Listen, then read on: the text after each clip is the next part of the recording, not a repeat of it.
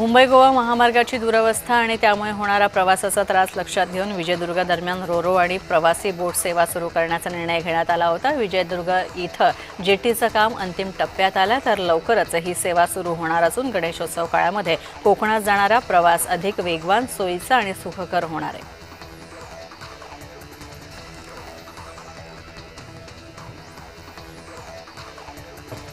गणेशोत्सवाच्या पार्श्वभूमीवर चिपळूणच्या बाजारपेठा आता सजलेल्या आहेत। गणपतीच्या सजावटीसाठी लागणारं साहित्य, विविध प्रकारचं साहित्य तसंच पर्यावरणपूरक असं मखर सुद्धा बाजारात आता उपलब्ध झालेलं आहे। तर हार, कंठी, तुरे, मुकुट, झालर आणि रंगीबेरंगी फुलांच्या कुंड्या बाजारात सापडतात।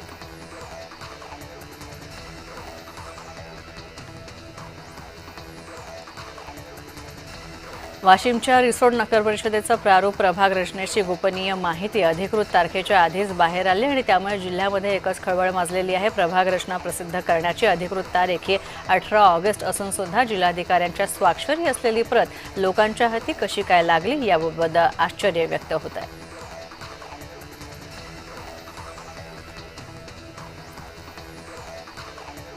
राज्यातील 6 जिल्ह्यांसाठी कोल्हापूरमध्ये सर्किट बेंचला मान्यता देण्यात आलेली आहे। कोल्हापूरकरांच्या लढ्याला या निमित्तानं यश आलं असून जिल्ह्यामध्ये हायकोर्टाचं सर्किट बेंच येत्या काही दिवसातच सुरू होईल।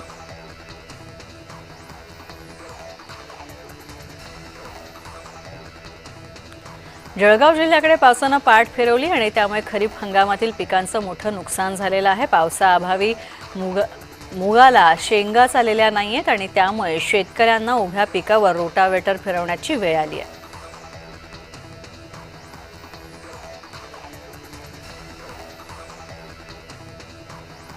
सोलापूर जिल्ह्यातल्या मुसळधार पावसाचा फटका सोलापूर-धुळे महामार्गावरच्या वाहतुकीला बसतोय। पावसामुळे तुळजापूर नाका इथला ओढा ओसंडून वाहतोय आणि त्यामुळे वाहतूक विस्कळीत झाली आहे।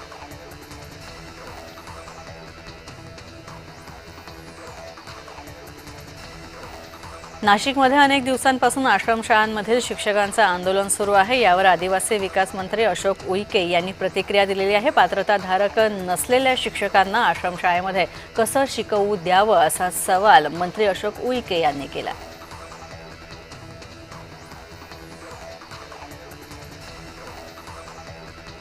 बुलढाणा जिल्ह्यातील तारवाडी गावामध्ये स्मशानभूमीसाठी गावकऱ्यांनी आमरण उपोषणाला सुरुवात केली आहे। तारवाडी गावामध्ये 20 वर्षांपूर्वी बांधलेल्या स्मशानभूमीला रस्ताच नाही आणि त्यामुळे गावकऱ्यांवर उघड्यावर अंत्यसंस्कार करण्याची वेळ आली आहे। तत्कालीन सरपंच सचिवांच्या चुकीची शिक्षा ही संबंध गाव भोगत असल्याचं गावकऱ्यांचं म्हणणं आहे।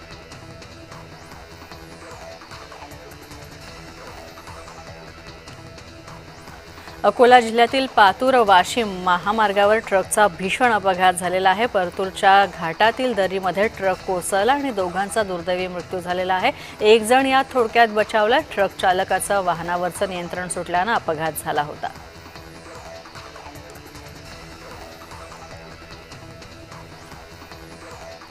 नाशिकहून मालेगावकडे जाणाऱ्या बसचा मुंबई-आग्रा महामार्गावर भीषण अपघात झाला। उमराणे गावापासून काही अंतरावर जाऊन रस्त्याच्या कडेला जाऊन हा ट्रक पलटी झाला होता तर चालकाचं नियंत्रण सुटलं आणि बस झाडावर जाऊन धडकली। या अपघातामध्ये बसमधले 28 प्रवासी जखमी झाले आहेत।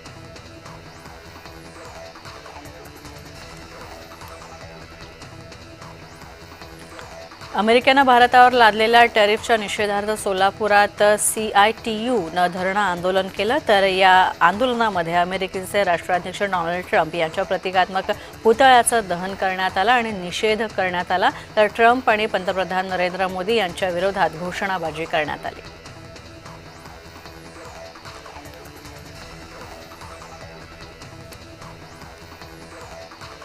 भिवंडी ग्रामपंचायतीमध्ये सफाई कर्मचाऱ्यांवर होणाऱ्या अन्यायाच्या विरोधात मनसे कामगार कर्मचारी सेनेने धरणं आंदोलन केलं तर पंचायत समितीच्या मुख्य गटविकास अधिकाऱ्यांच्या विरोधात आंदोलकांनी घोषणाबाजी केली।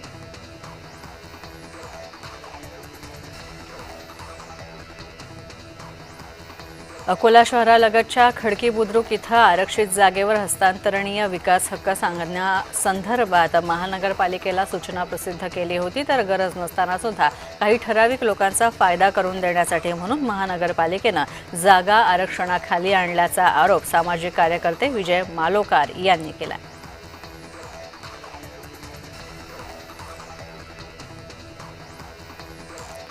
परभणीच्या पूर्णा तालुक्यातील लासिना गावामध्ये एका शेतकऱ्याच्या शेतातून धूर निघतो आणि या प्रकारामुळे आजूबाजूच्या शेतकऱ्यांमध्ये भीतीचं वातावरण आहे।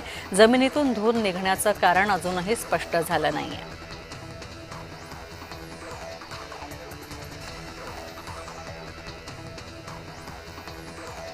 खिद्रापूर ग्रामपंचायतीमध्ये उपसरपंचानं स्वतःच्याच विरोधात मतदान केलेलं आहे। मतदानाचा निकाल जाहीर झाल्यानंतर ही बाब समोर आली, तर अविश्वास ठराव 10-0 ने मंजूर झाल्यानंतर उपसरपंचांना स्वतःची चूक लक्षात आली।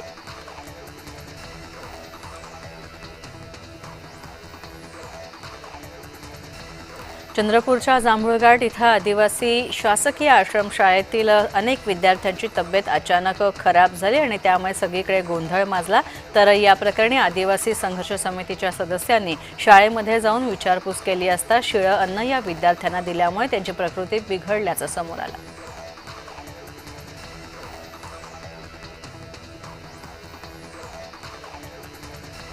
वैजापूर तालुक्यातील वीरगाव इथं शेतकऱ्यांना शेतात बिबट्या मादी पिल्ल्यांसह फिरताना दिसली आणि त्यामुळे परिसरात एकच दहशतीचं वातावरण आहे। नागरिकांना रात्रीच्या वेळी शेतात न जाण्याचे आणि विशेषतः लहान मुलांना घराबाहेर न पाठवण्याचं आवाहन करण्यात आलं।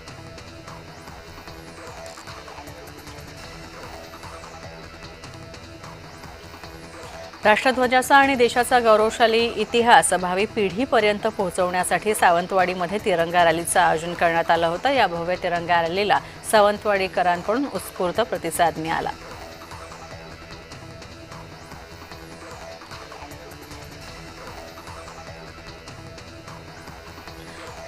बंगालच्या खाडीमध्ये कमी दाबाचा पट्टा तयार झाला आणि त्यामुळे विदर्भातील काही जिल्ह्यांमध्ये ऑरेंज अलर्ट तर काही जिल्ह्यांमध्ये येलो अलर्ट जारी करण्यात आलेला आहे। संपूर्ण विदर्भामध्ये 5 ते 7 दिवस पावसाचा अंदाज हवामान खात्यानं वर्तवला।